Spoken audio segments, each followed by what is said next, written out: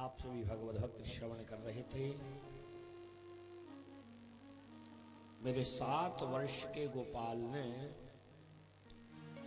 सभी व्रजवासियों से जन्म जन्मांतर की महाराज इंद्र की पूजा को छुड़वा करके महाराज गिरि गोवर्धन की पूजा कराई। इनका नाम था गिरिराज। और जब से हमारे कन्हैया ने धारण किया, जब से हो गया गोवर्धन। बड़े उत्साहित उल्लसित होकर के सभी ने गिरिराज प्रभु की पूजा की, 56 भोग लगाया, मानसिक परिक्रमा की। उधर महाराज इंद्र को पता चला ये व्रजवासी मिलकर के साल में आज के दिन मेरी पूजा करते थे। मुझे लगता है शायद आज ये व्रजवासी मेरी पूजा करना भूल गए। एक सेवक बोला, बोले मैं बताऊं महाराज? बोले बता। ब्रजवासी आपकी पूजा करना भूले नहीं है। बोले फिर? बोले वृंदावन में वो नंद को छोड़ा है ना, बाने सब ब्रजवासियन को भड़काए के और आपकी पूजा जन्म जन्मांतर के लिए साफ करा करके एक गिरिराज नाम के पर्वत की पूजा कराई है। जैसा सुना महाराज इंद्र ने, क्रोध आ गया। आशा ही परमम दुखम नैरास्यम परमम सुखम। ये आशा ही दुख का कारण है और निराशा ही सुख का कारण है। अगर आपने किसी वस्तु की आशा की और वो वस्तु न मिली तो आपको दुख होगा और क्रोध आ जाएगा। और हमें आशा ही नहीं है और अनायास कोई वस्तु मिल जाती है तो प्रसन्नता हो जाती है। तो फिर कहा, बोले जब आशा को बनाया क्यों? तो कहते हैं आशा करो, लेकिन किससे? प्रभु से। आशा एक राम जी से, दूजी आशा छोड़ दे। नाता एक राम जी से, दूजा नाता तोड़ दे। साधु संग राम रंग, अंग अंग रंगिए। जाहि विधि राखे राम, ताहि विधि रहिए।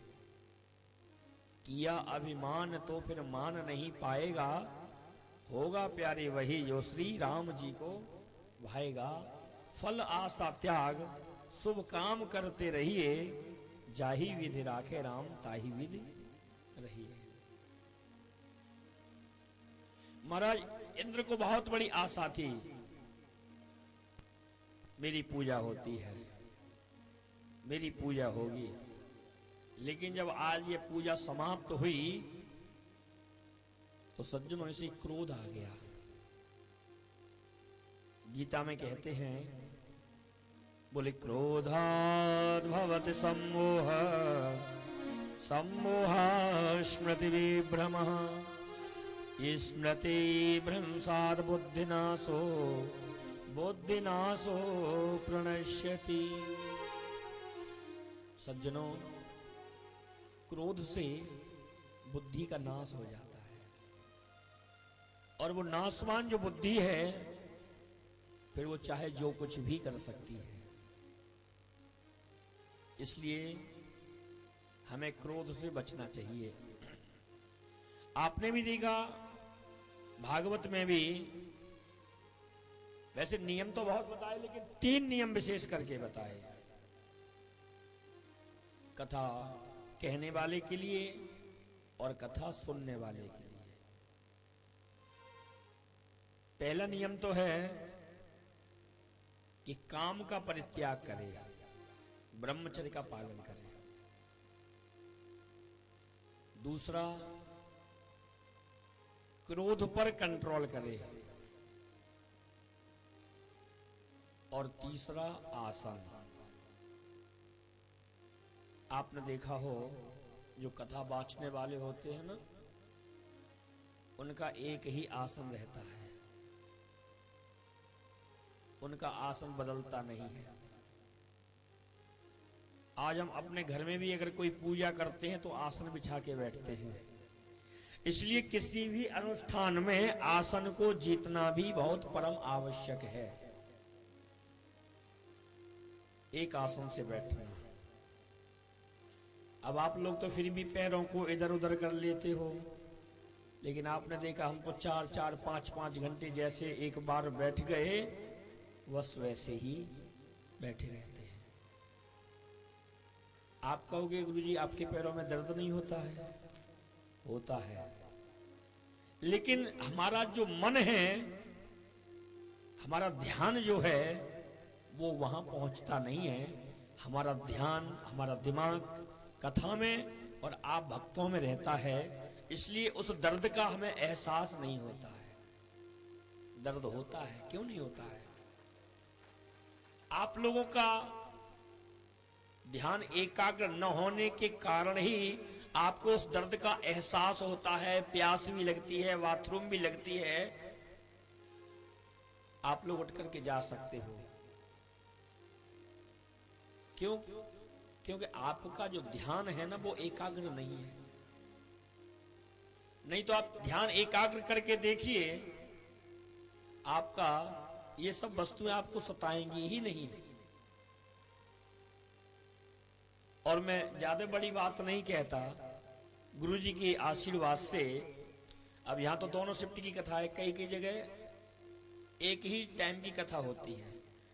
और वैसे आजकल तो अब 80-90% अब एक ही टाइम की कथा होती है। जब एक टाइम की कथा होती है तो 7-7, 8-8 घंटे एक आसन से बैठना पड़ता है। लेकिन ये साधना साध्य नहीं, ये कृपा साध्य है। ये गद्दी की कृपा, गुरुजी की कृपा, पुराण की कृपा, आप सभी भक्तों का स्नेह है। तो क्रोध पर विजय को प्राप्त करना चाहिए। 3 ही वस्तुएं नियम बताए हैं भागवत में। तो फिर कहा, बोले गुरुजी जब क्रोध इतना बुरा है तो फिर इस क्रोध को बनाया क्यों? एक बात ध्यान रखो, क्रोध का और हमारा जो संबंध है वो नौकर और मालिक का संबंध है। हम मालिक हैं, क्रोध हमारा नौकर है। आपको आवश्यकता हुई, आपने अपने घर के नौकर को बुलाया, वो नौकर कार्य करेगा और सीधा बाहर जाएगा, या आपके साथ आपकी बराबर कुर्सी पर बैठेगा? और जिस जगह पर नौकर ज्यादा मुंह लग जाता है बस वहीं खतरा पैदा हो जाता है। इसलिए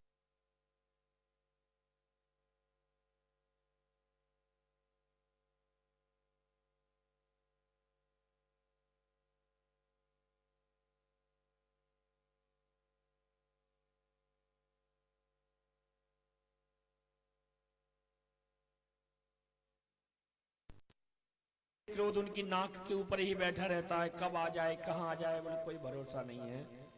एक बार प्रेम से कहो ना, श्री राधे श्री राधे। इसलिए क्रोध को अपना नौकर समझो, मालिक मत बनाओ। आपने देखा हो ना, सर्प जो होता है ना, सर्प वो कभी किसी को काटता नहीं है। जब तक वो दबेगा नहीं तब तक काटेगा नहीं। उसकी फुसकार ही काफी है।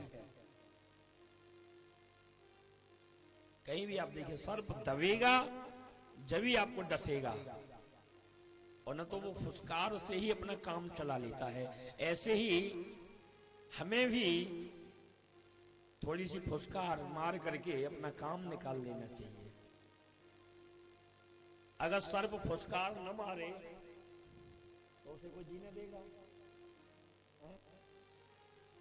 अगर सर्प अपनी फुसकार रूपी स्वभाव को अगर छोड़ दे तो कोई उसको रहने नहीं देगा।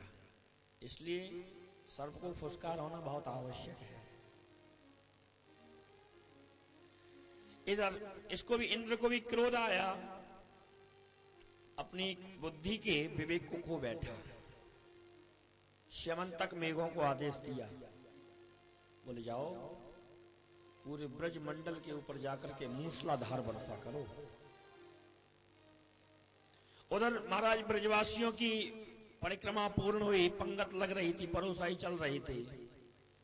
इतने में देखा, बोले महाराज काली काली घटाएं गिरने लगी, बिजली कड़कने लगी। सभी ब्रजवासी घबराने लगे। देख देख कन्हैया देख, मैंने तो ते पहले ही मने करी ना, ये इंद्र बड़ो खतरनाक है, पर तेने ना मानी और करा ले गिरिराज जी की पूजा।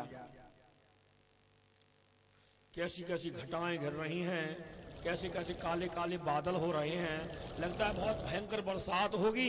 अब तो हम सब ब्रजवासियों को इसमें डूब करके मरना पड़ेगा। कन्हैया बोले घबराते काहे के हो, जाकी तुमने पूजा करी है ना, वही तुम्हारी लाज रखेगो।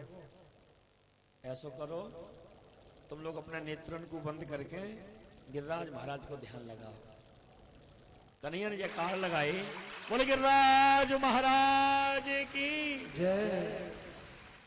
क्योंकि गोवर्धन ही कन्हैया है, एक रूप से पूजत हैं, दूजे से पूजवा। ब्रजवासियों की जब चमत्कार देखने की इच्छा हुई तो स्वयं कन्हैया उस गिरिराज में प्रकट हो गए। मांग मांग करके ब्रजवासियों से भोग लगाया, चमत्कार दिखाया। कहा, बोले तुम्हें घबराने की आवश्यकता नहीं है। आज मेरे 7 वर्ष के गोपाल ने उस 7 कोस के गिरिराज को ऐसे अपनी कनिष्ठिका उंगली पर धारण कर लिया, जैसे साधारण बालक किसी बरसाती छाते को उठा लेता है। सभी ब्रजवासियों ने नीचे मोटे मोटे लठ लगाए, मूसलाधार वर्षा हो रही है।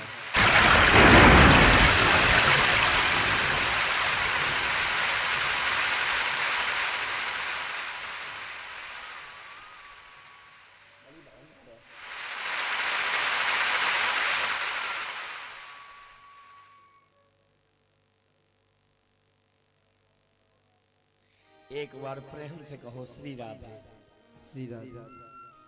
मूसलाधार का मतलब होता है एक एक पानी की धार मूसल के बराबर मोटी होती है, और यह मूसलाधार वर्षा होती है महाप्रलय के समय पर।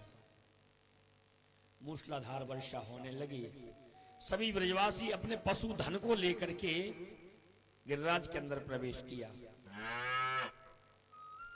शेषनाग जो हैं वो चारों तरफ से मेड़नी बना करके लेटे हुए हैं, बाहर का जल अंदर न जाए।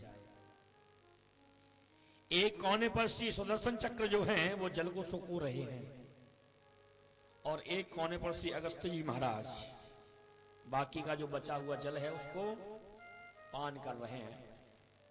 ये अगस्त महाराज जो है ना, देखने में बड़े दुबले पतले, लेकिन बड़ा खतरनाक बाबा जी है जी। एक चुल्लू में ही सारे समुद्र को पी गया था, समझ लीजिए क्या बलाय है ये। सारे जल को इन्होंने ग्रहण किया।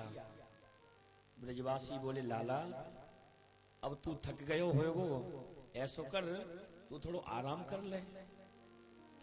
कन्हैया बोले हाँ थक तो गयो हूं, आप लोग सावधान हो तो मैं आराम करूं। कन्हैया ने कही, बोले यही समय तो है चमत्कार दिखाए कोई ने। अब ब्रजवासी ने अपने जो मोटे मोटे लठ बड़े सावधानी से पकड़ लिए।